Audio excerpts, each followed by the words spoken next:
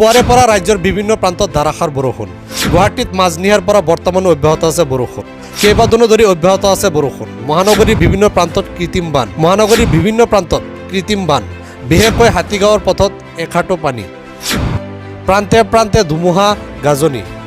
পূৰ্বে বতৰ বিজ্ঞান কেন্দ্ৰই জাৰি কৰিছিল ধুমুহা বৰষুণ আহিব বুলি সতৰ্কবাণী। বিজুলী গাজনিৰে শিল বৰষুণ আহিব বুলি জাৰি কৰিছিল সতৰ্কবাণী। পুৱাৰে বতৰে লৈছে ভয়ানক ৰূপ। ৰাজ্যৰ বিভিন্ন প্ৰান্তত বৰ্তমানে প্ৰচণ্ড ধুমুহা বৰষুণ হৈ থকাৰ খবৰ পোৱা গৈছে। আন এটা গুৰুত্বপূৰ্ণ খবৰ, কংগ্ৰেছে ৭০ বছৰে নকৰা কাম কৰিছিল সৰ্বানন্দ সোণোৱালে। মাত্ৰ ৫টা বছৰ মুখ্যমন্ত্ৰী হৈ সোণোৱালে শিক্ষাৰে মুছলমানসকলক আগুৱাই নিয়াৰ প্ৰয়াস কৰিছিল।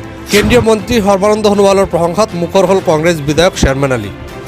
উদাহৰণ দি বিধায়ক শ্বেৰমান আলীয়ে কৈছে, প্ৰথমটো হ'ল ৬৩০ কোটি টকা খৰচ কৰি ২১খন মডেল ৰেচিডেঞ্চিয়েল স্কুল কৰিছে সংখ্যালঘুৰ বাবে। ৯খন অমেনছ কলেজ খুলিছে। সৰ্বানন্দ সোণোৱালৰ ২১ ৰেচিডেঞ্চিয়েল স্কুলে বহুখিনি কাম কৰিলে। কংগ্ৰেছ স্বাধীনতাৰ পাছৰ পৰা ঠেলা ৰিক্সা দি মুছলমানক যিখিনি উপকাৰ কৰা নাছিল, মাত্ৰ ৫টা বছৰতে সোণোৱালে সেয়া কৰি দেখুৱাইছিল। মুছলমানৰ বাবে সৰ্বানন্দ সোণোৱালে কৰিছিল আটাইতকৈ বেছি কাম। কংগ্ৰেছে ৭০ বছৰে নকৰা কাম কৰিছিল সৰ্বানন্দ সোণোৱালে। বিধানসভাত মুখ্যমন্ত্ৰীৰ মুখত চৰ চাপৰিৰ প্ৰসংগ। চৰত এতিয়াও এজন মাতব্বৰ হাতত ১০০০ বিঘা মাটি আছে। চৰত এতিয়াও এজন মাতব্বৰৰ হাতত ১০০০ বিঘা মাটি আছে। চৰ চাপৰিৰ বাবে নতুন চিন্তা কৰাৰ পোষকতা। চৰৰ বিধায়কসকলক পলিচি পেপাৰ দিবলৈ আহ্বান। চিন্তা ইতিবাচক হ'লেই সমস্যা সমাধান হ'ব। কেনেকৈ বিদ্যুৎ যোগান ধৰিব পাৰি, কেনেকৈ ৰাস্তা দিব পাৰি, সেই বিষয়ে চিন্তা চৰ্চা কৰিব লাগে বিধায়কসকলে। সংখ্যালঘু উন্নয়ন মন্ত্ৰীক বিধানসভাতে দায়িত্ব দিলে মুখ্যমন্ত্ৰীয়ে। চৰ চাপৰিৰ বিধায়কসকলৰ লগত আলোচনাত আহ্বান। বিধানসভাত মুখ্যমন্ত্ৰীৰ মুখত চৰ চাপৰিৰ প্ৰসংগ। চৰত এতিয়াও এজন মাতব্বৰৰ হাতত ১০০০ বিঘা মাটি এতিয়াও আছে।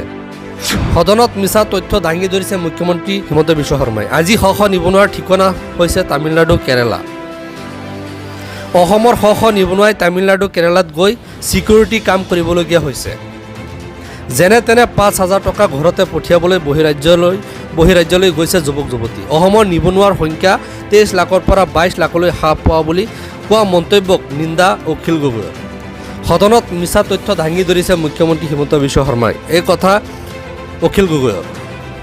আজি শ শ নিবনুৱাৰ ঠিকনা হৈছে তামিলনাডু, কেৰালা। বন্ধু বান্ধৱীসকল, আন এটা খবৰ লৈ আহিছোঁ। কেতবোৰ প্ৰাকৃতিক পৰিঘটনাৰ বাবে অসমসহ উত্তৰ পূবৰ কেইবাখনো ৰাজ্যৰ আকাশ বিগত প্ৰায় এটা সপ্তাহ ধৰি ডাৱৰীয়া হৈ বেছিভাগ ঠাইতে পাতলীয়াৰ পৰা মজলীয়া পৰিমাণৰ বৰষুণ হৈ আছে। অনুগ্ৰহ কৰি মোৰ চেনেলটো ছাবস্ক্ৰাইব কৰি দিয়ক। ভিডিঅ'টো লাইক এণ্ড শ্বেয়াৰ কৰি দিয়ক।